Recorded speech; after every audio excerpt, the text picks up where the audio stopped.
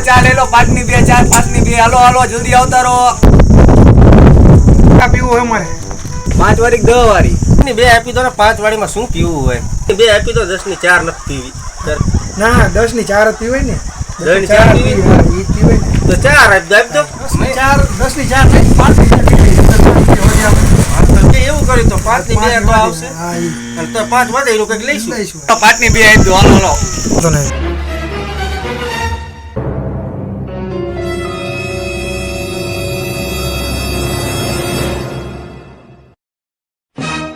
તમે 5 ની 2 ચા 5 ની 2 પડી તો આપી પણ એમાં શું ખાય છે તે બધે તો 10 રૂપિયાની આપે છે શાંતિથી પી લો પછી તમને બધું કહું